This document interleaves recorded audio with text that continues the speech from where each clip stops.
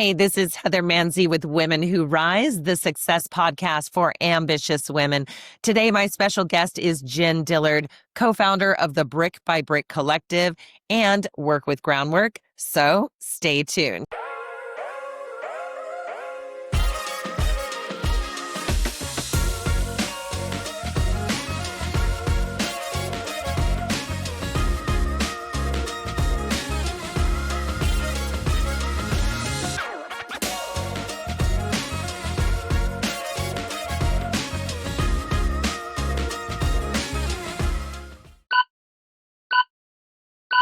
Jen Dillard is an accomplished realtor, team leader, and mentor based in Hood River, Oregon, renowned for her service-first approach and innovative systems that empower both her clients and her team. As the founder of the Jen Dillard Real Estate Team, she has transformed challenges into opportunities through her commitment to mentorship, authentic leadership, and hands-on education. With a track record of inspiring growth and breaking traditional molds, Jen not only leads in business, but also advocates for work-life balance and meaningful community connections. Her dynamic presence, reflected in her engaging speaking engagements and thought-provoking podcast appearances, continues to inspire women across leadership roles and beyond. And I am so happy to have her with us today. Welcome. Hi, Jen. It is so great to have you today. We are so excited that you're with us, and I just want to thank you again for being here.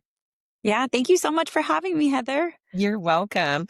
So you and I met when you were on stage at the She event, She Summit in Arizona in the fall, and you were quite a dynamo on stage. I really saw a ton of polish and just incredible information that you were putting out there. And I know that you've said over time, this was something that you were able to cultivate both through coaching that you had with Tom Ferry, in addition to just something that you were passionate about being able to speak on the different things you spoke on.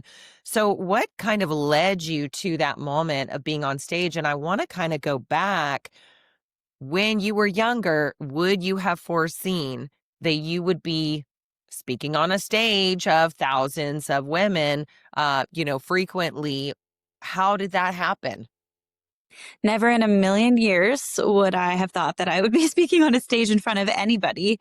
I grew up with a ton of anxiety. I had lost a friend due to childhood cancer when I was really young, and it threw me into a major anxious spiral. And I struggled with panic attacks and anxiety for most of my life. So the thought of getting on stage in front of thousands of people was definitely something I was not comfortable with.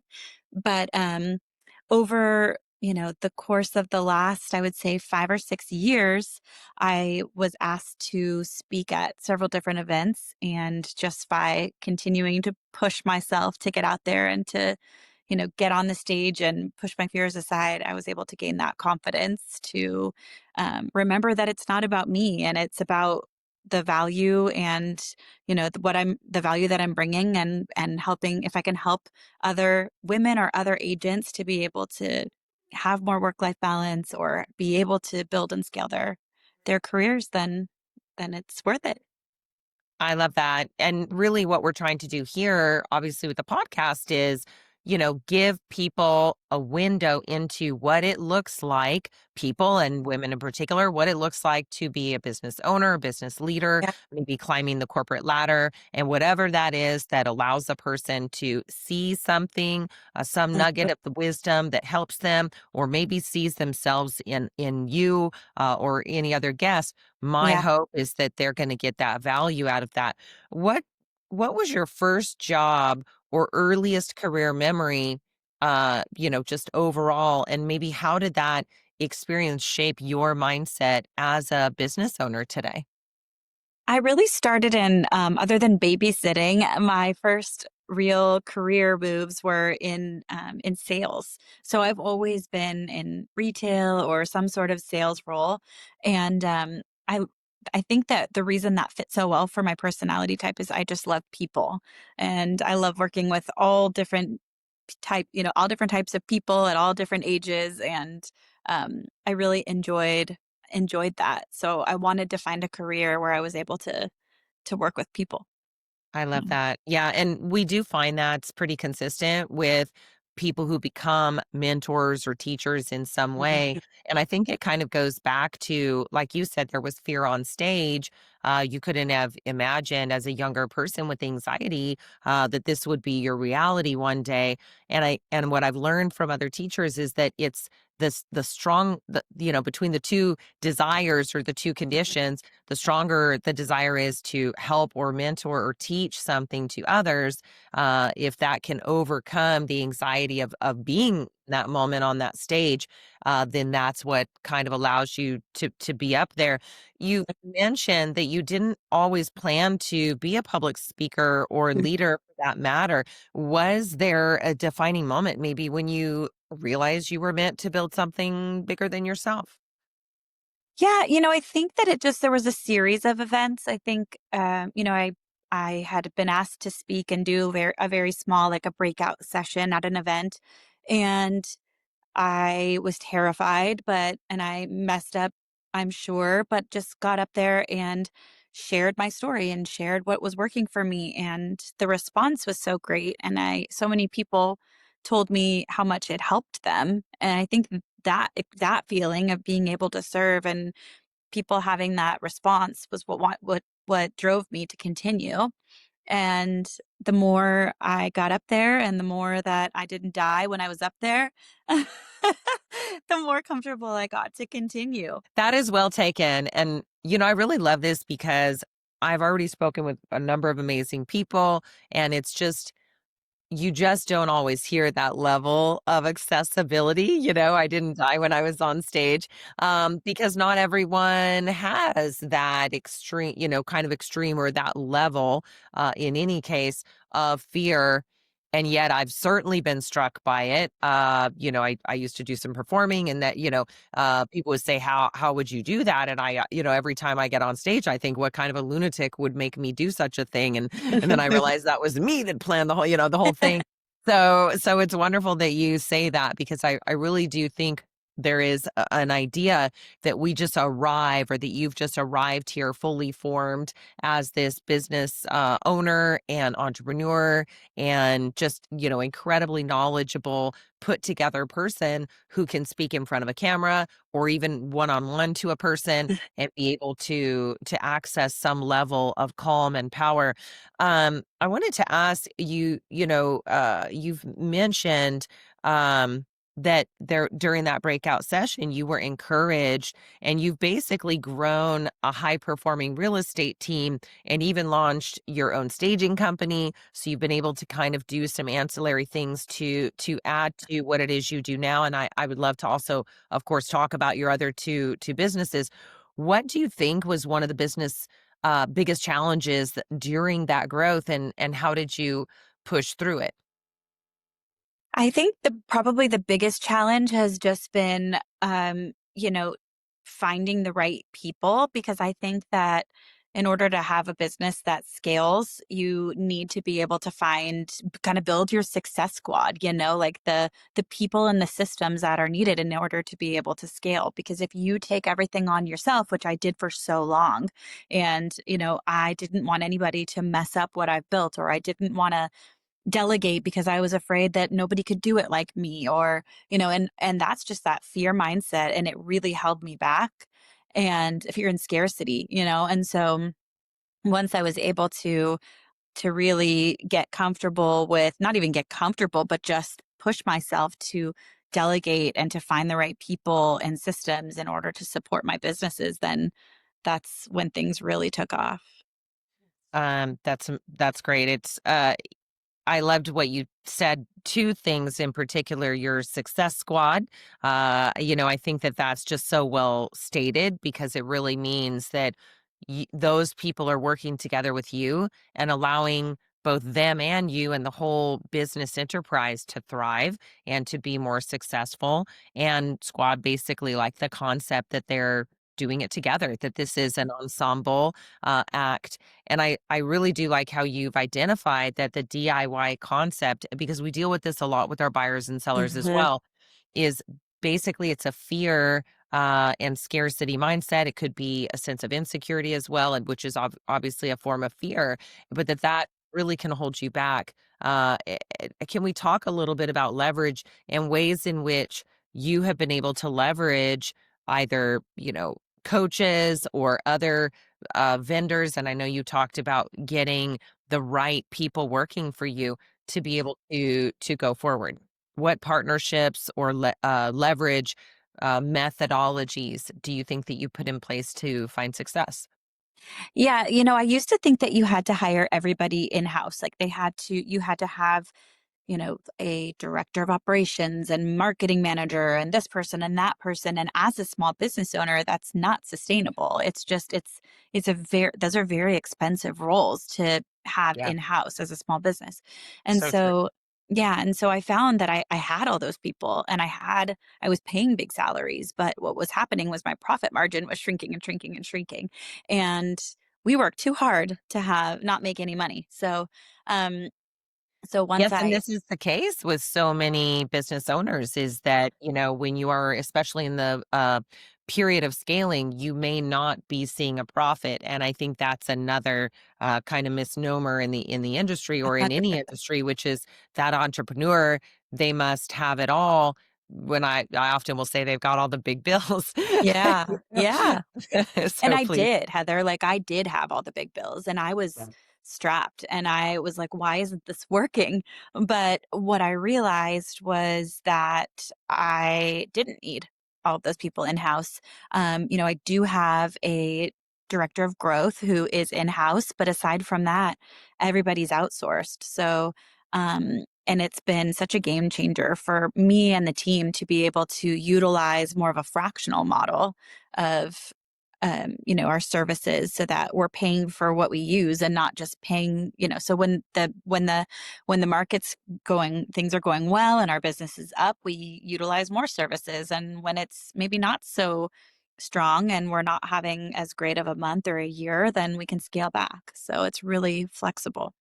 Yeah, this is, and honestly, this is really pretty brilliant because, like you just mentioned, the real estate industry, which is the industry you and I are both in, it does, among, of course, any industry, they're going to have ups and downs, and Yeah, there's going to be times of scarcity. And so you're saying that this becomes a variable cost rather than a fixed cost. And you guys are doing sort of the sharing method or or portional, like you say, fractional method of being able or fractional model to be able to spread the risk of that, those that's right. higher salaries across more people. And can you talk a little bit more about that? And certainly, I think it would be a good time to introduce, one of your other business ventures, the Brick by Brick Collective. Yeah, well, as an agent myself, I, like I said, was wearing all the hats. I was marketing, I was operations, I was sales, I was team leader. And Yeah. I thought that I was doing it all and I thought I was, you know, winning and that I was like, I can handle all of this. And just because you can doesn't mean you should. And so I was doing all of those things. And also, I'm a mother of two, young children. My son is 11 and my daughter's 9. And one day I was at the soccer field and my daughter was playing, she was practicing, and she was about 8 at the time, 7.5. And she had these big, it's like a golden retriever with their big puppy paws and like they're just starting to be able to learn how to use them. Well, that was my daughter with learning soccer. She was like just starting to be able to get control of the ball and really figure it out. She was so proud of herself. And I was watching her and and I was working. I had my laptop on my lap. I was at the soccer field and I thought harmless. I'm just getting some work done while she does her soccer practice. And I looked up at one point and I locked eyes with Henley, and her look of disappointment was so telling to me because all she wanted was mom to be present, not just there physically, but there emotionally and cheering her on and watching her. And that moment was a pivotal moment for me. I shut my Yeah. laptop. I lasered in and was focused on her, and her whole demeanor changed. And I was like, okay, things need to change. This isn't Yeah. working. And so at that point, I realized that I needed to start delegating some stuff. I needed to buy back my time. And so I went looking for solutions. How do I have more support, keep my profit margins, keep good profit margins, but also have the support that I need? And I really had a hard time finding it. I mean, I tried overseas VAs, I tried having all these different software, different, you name it, I tried it. And what I ended up with was a ton of like a bunch of what I call subscription bloat and no real solution. Happens to us all. Yep. Yes. Yes. And so after trying several different things, I reached out to a friend of mine who had been running a company that was a business support services company, but industry agnostic. And I reached out to her and asked her if she had any solutions that would work for me. And she did. And so I started using operations and marketing support through her company. And after seeing so much success in my own business, I reached out to her again and said, "Hey, what would you think about partnering and starting a new company that's for the real estate industry, for real estate agents built by a real estate agent?" And she said, "Let's do it." And Brick by Brick was born. So we are Wow. a fractional business support services model for the real estate industry. And it's everything from operations, marketing, finance, transaction coordination. No long-term contracts, all built custom for the clients at an hourly rate. So all of our employees are all US based. And yeah, it's been incredible. This is amazing, and it's quite new. If I recall, I think you've built it within the last year or so, and have been launching very quickly. And I know also you've been able to partner with or be advocated by some bigger companies, Yeah. Sisu and things like that. What do you think is the future for your organization? Will you remain in the real estate space? Will you branch out beyond that? Will you stay regional? Are you national? Like, what do you think is does that look like in that recipe? Yeah, so we currently have over 130 employees. They're all US based, have grown really, really quickly. We started in December and have grown at a rapid speed, but been able to keep our service really strong and retention really strong, really high. And we are national. We are planning to expand to Canada at some point, but at this point, we are just US based, but serve all states. Um, I think that we will just continue to grow our service offering, but I we have started our a sister company, which is Groundwork, the Groundwork Group, and Groundwork is the same concept but for the construction industry. So as we see a need to continue to expand and to offer it into different verticals, we will. But as long as things are still running smoothly at the companies that we have for now. Yeah, that's fantastic. By Yeah. the way, absolute congrats. This Thank is you. a huge meteoric rise. If you think from December to Yeah. today, we're, 6, 7, almost, or no, yeah, almost 8 months into the new year. And Yeah. that's really exceptional. And the fact that you're also already eyeing Canada is really saying something about your success. So I could not be more excited. I can Thank say you. I knew you back when. So there's that.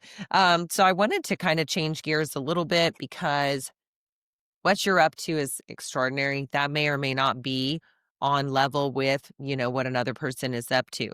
But the fact that you, as a female entrepreneur, have been able to see this and to be able to, in your own wisdom, have that moment of reflection and recognize that I can turn this into leverage and power and inspiration to create something bigger and better that could not only help you be more present for your daughter in those pivotal moments, because it does, like they say, it Yeah. really does go so fast. My sons are now at university. It's shocking. I remember those sitting at the baseball fields. But so, you're known for strong systems and a service first mindset. What daily habits or mindset shifts have been most important in helping you rise into this creative Mhm. entrepreneur? It certainly hasn't been on accident. I think that making sure to have that creative time and allow myself to have quiet and be in my thoughts. So making sure that I get a walk in alone, either quiet or listening to a podcast, or I feel like I get my best ideas when I'm walking. And a lot of times my friends will want to go for a walk with me, and I'm like, nope, that's my time. So guarding that and getting up early before everybody else and making sure to have, again, that quiet space to be able to think and be creative. If you just are completely booked and bogged down from the beginning, from when you wake up to when you go to bed, there's no space, there's no time to be creative and to have those ideas. And then being able to take those ideas and to implement them. I am not, and I'm the first to admit, like, I am not a nuts and bolts operations kind of person, but I am a visionary and I do have great ideas. So partnering with people and knowing that about yourself and then being able to find the right people to then be able to integrate. Yeah, that is fantastic. This is so on par with what I'm hearing from other successful women. You've got to have space for that creation. And then I love that you recognize yourself as a visionary. There's a Hmm. certain point where you have to recognize that's one of the hats you're wearing. And not. It's not all after you've established a business Yeah. necessarily that you can recognize that, because that's part of establishing a business and Yeah. being able to go there. So being able to know that part of yourself. If I know that you openly protect time with your family, Yeah. even setting boundaries around evenings and weekends. Yes. How have those boundaries shaped your success and informed that?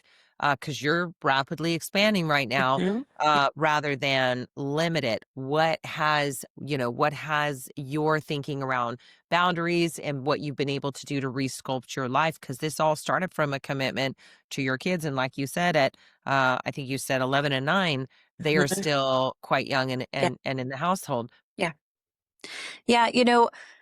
My kids are my world. My family is my everything, and they need to feel that way and they need to know that. And I don't want them to ever feel like that anything else is takes precedence over them. And so we have that being said, like I am a multiple business owner, and so I do have a very busy schedule. And so what I've found works for my family is to make sure that there are certain hours that our family knows are family hours. Like these are the times that phones go away, screens go away, and we connect. And that's, breakfast, that's dinner, that's over meals is always good to be able to have time to chat and catch up. And then, evenings and weekends, but also mom and dad need to connect. Like we need to connect and make sure that our relationship stays strong. And so we find an hour every evening to be able to connect. And then also make sure date night is sacred, and that's something that we've done well, I think, is just to make sure to keep those connections strong. And my team and anybody that's in my life knows that if you call me during those hours, I'm not going to answer. Like I'm not available, but I will get back to you for sure. Yeah, So fantastic.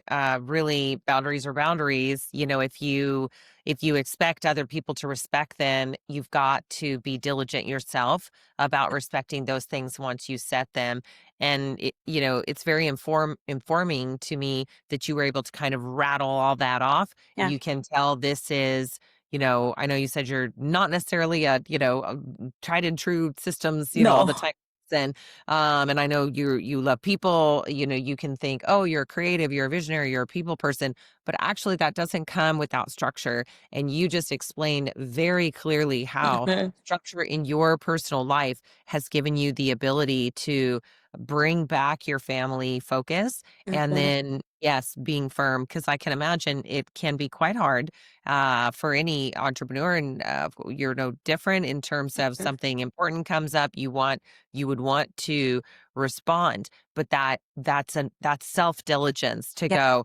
I said no. I'm gonna put the phone away, and this goes away right now, so I can look up at that soccer game or have that yeah. conversation over dinner. And, we if like, I have a lot of agents on my team that will tell me, like, "Well, but, so and so needed to talk to me at 9 o'clock." And I'm like, "Did they need to talk to you or did they wanna talk to you? Because at 9 o'clock at night, is there really something that needs to get like, can it wait till the morning? Because most often it can.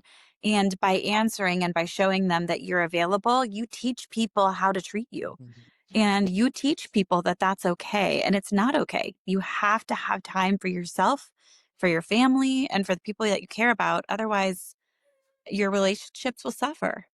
Yes, absolutely. And, your own ability to get a good night's rest when Yes. your brain is that active, you're putting out fires at 9 o'clock Mhm. at night. And one thing I've told my agents a lot over the years is I find that not a lot of amazing decisions get made at 9 o'clock at night. No. Adults are not all that different from the toddlers that, Yep. everyone goes, oh boy, that toddler needs a nap.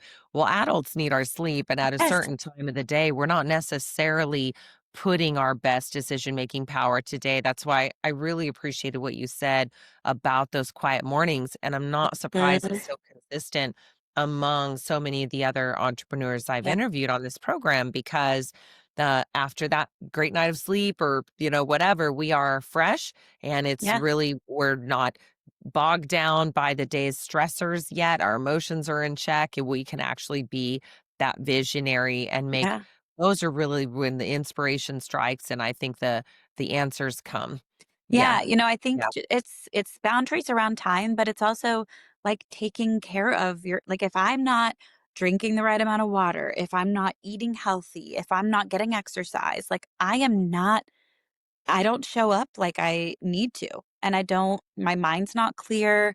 I'm not as nice, like I'm not as enjoyable to be around for myself or for others. And so just making sure that I stay on top of those things, and that all comes with with either prepping for yourself or delegating that to someone who can help you to stay prepared. Yes, and I think that's well taken as well. That delegating.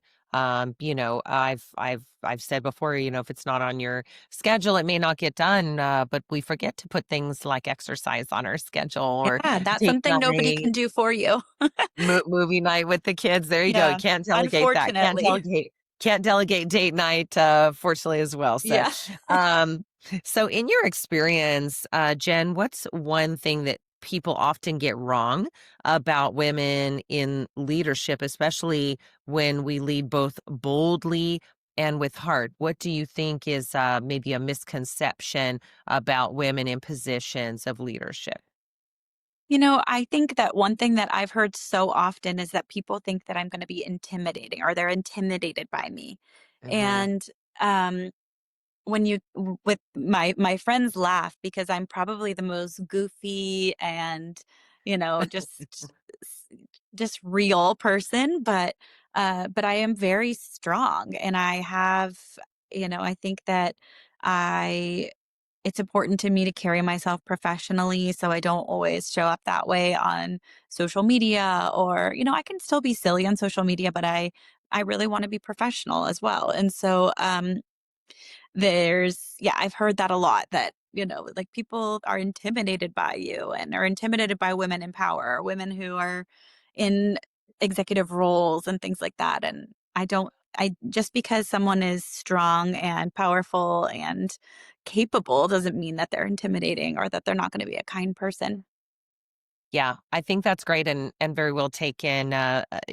One of the things I was also curious about, and I love that you said you're silly and professional, and mentioned kind of keeping your media professional, and I agree. I think that's so important. I wanted to also ask you about coaching, because I know this is something you've Mhm. also said that you do, and I don't know how it exists within the world of Brick by Brick or as a separate entity.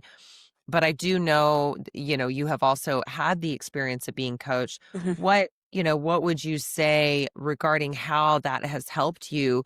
Would you be where you are today if you had never leveraged coaching? And how has that participated or contributed to your rise, and where you are, even just knowing how to be as a person on a daily basis and access your strengths? Yeah. I no, I don't think I would be who I am today without any of the experiences that I have had, but with Mm, good and bad. And I've had amazing coaches and I've had not so amazing coaches. And I think they have all shaped me to help me to become who I am. And I'm grateful for the experience, whether it was, impactful or not. Um, I will always be coached. And it's not just a real estate coach. I have a real estate coach, business coach. I have a health coach. I have a therapist, so a mind coach. I think that coaching is incredibly important and it's made me want to be a coach. So I only coach 10 people at a time because I have so much going on and I want to make sure I can really deliver to the people that I coach. Um, but I know what a good coach looks like, and I yeah. know what it takes to be able to succeed in this industry. And so being able to give back in that way and through speaking and through brick by brick and through being team leader, all of the things just Yeah. it keeps me alive. I Yes, love it. and it's almost, yeah, fantastic, and it's almost, brick by brick in a way, is kind of that extension of Yeah. coaching as Mhm. well. It's your prescription for, Yeah. how to be able to leverage yourself in this business at any size, I Yeah. think, of company. And also it will, be able to give you that opportunity to coach, to help others succeed, even if they can't be one of those 10 Yeah. that you'll take on regularly.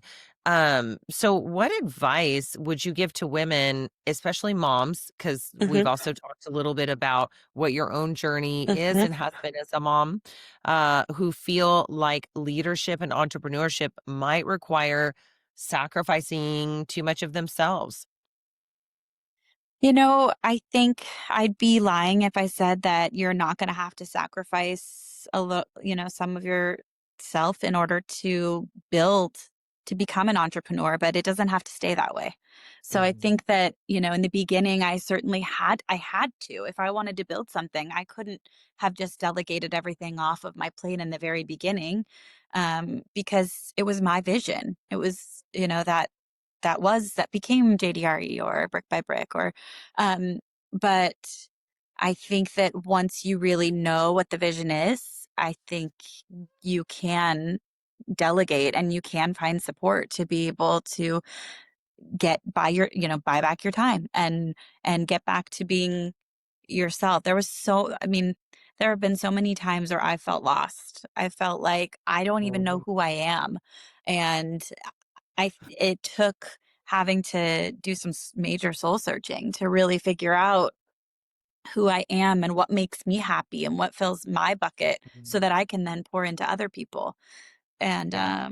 that really just comes with experience and time and trial and error and Yeah. falling flat on your face and then getting back up and trying again. So, Yes, and I love, this because basically, there's this idea as well, business success will occur in a straight line, yeah. and it's simply not the case. You may, I think even Elon Musk had, PayPal was just, it was his single greatest, early success, but it was just a payment method for another company Yeah. that he had. He was trying to figure out how could you pay for something easily, in order to have this other company be successful, and Yeah.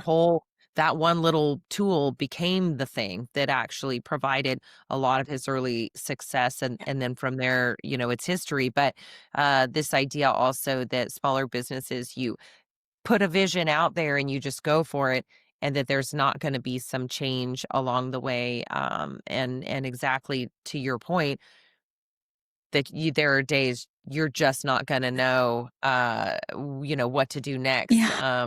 Yeah, I think there That's was a where but friend. that's where coaching and surrounding Mhm, yourself with people that are smarter than you or that are mhm. smarter than you and that have been Yeah, there. And, yeah, like, I think that one of the best things that you can do for yourself as an entrepreneur is find your tribe, find people that you can reach out to and say, like, "I don't know what I'm doing. I'm stuck right now. Have you dealt with this? Have you been here?" So I'm so grateful for the relationships that I have yeah. and that I'm able to pick up the phone and call any of the people in my circle and that they'll support me. So, Fantastic. And like you said, having that supportive circle in addition to a success squad, yeah, it sounds like they're you've part of really your made. success squad. I mean, Yeah. yeah, Yeah, fantastic. So you said that your team isn't trying to be the biggest, just the yeah, best. What are perhaps three non-negotiables when it comes to driving growth and being able to provide that, high level of what you're considering being the best as opposed to the biggest yeah. in terms of real estate itself? I think that generally people that are number one don't have to say they're number one. And, Mhm. I just have always instilled in my team that we keep our eyes on our own paper. We Mhm. don't get wrapped up in numbers, what other people are doing, like as long as you're taking the high road, you're doing the right thing, you're being ethical, you're taking care of your clients, everything will work out. And so that's really what we focus on here. And it's bode well for us. So um, that's what we do. And I am very, very strict about who we allow into the team because our culture is everything. I mean, we have such a strong culture. Everybody's so ethical, so tight knit, so collaborative, and such hard workers. And I just one bad egg will spoil the bunch. So I need to make sure to keep that culture really strong. And that's really, like you said, it's one of the things that maybe you can or can't outsource some of that, which is Mhm. the value of you Yeah. as the visionary, as the leader, Yeah. holding yourself together, making sure that you're feeding that version of you so that when you show up, you can, run things and be able Uh, to make sure that you are creating the world that you want to see when it comes to your businesses.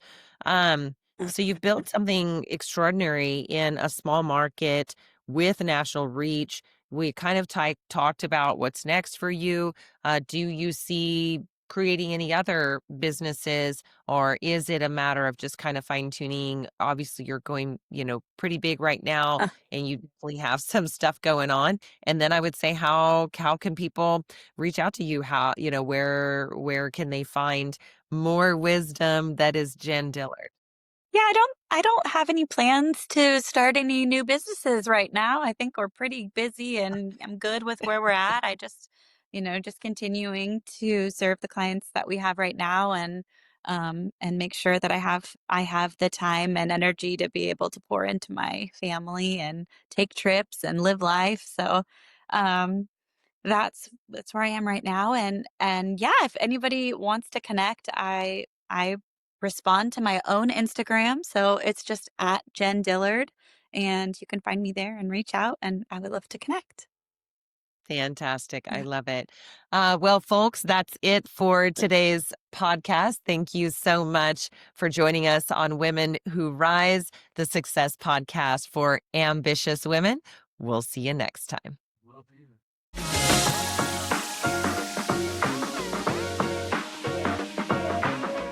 Well, that's it for today's podcast. We have several key takeaways from Jen. Today, she taught us a few things. She gained wisdom from coaches that she said were good and bad. She was able to say that basically all coaching was of key importance in getting where she's gotten in her life. And she was also able to say that she will always be coached. She has several coaches that she utilizes, and she believes that these are key in order for her to continue being the great entrepreneur that she is. Number two, she had personal life boundaries. She was also mentioning that you've got to be willing to sacrifice. So, those life boundaries basically stating that, look, You can have this entrepreneurial career. You do not have to give up being a mom, having a family, being able to do whatever it is that inspires you, go hiking, whatever that looks like. You just need to schedule it in. You've got to understand when to shut the phone, when to be firm about it. And boundaries are only boundaries if you respect them as well. So if you say you're not taking calls after 9 p.m., don't take calls after 9 p.m. And then also be willing to sacrifice. Understand that if you really are wanting to climb that corporate ladder, if you want to become an entrepreneur, if you want to have a business of your own or scale the business that you have, you're going to have some sacrifice. You're going to have some long days. It's just understanding, getting your family on board and understanding what that's going to look like before you implement. And then third, you must find time to be the visionary. So she does walks in order to get some peace of mind. She says she has some of her best ideas while she's walking in the morning. She also said that she makes sure to get up early to carve out some quiet time. This is so consistent with other people we've heard from. And then fourth, she had a great point: find your success squad, key people that push your business goals forward. And then last, she talked about outsourcing as a key tool to reduce costs. This is huge. And this gave her not only the ability to get back some of her own personal life and some of her own ROI, it also gave her the ability to create a company that helped others do the same. So, visit our website to find our episode guide and worksheet that will help you use these tips to take action in your own life. Please like and subscribe and join us everywhere podcasts are streamed. We can't wait to bring you more incredible content every week so that you can rise in your own lives and careers. Again, thank you so much. Heather Mansy, signing out.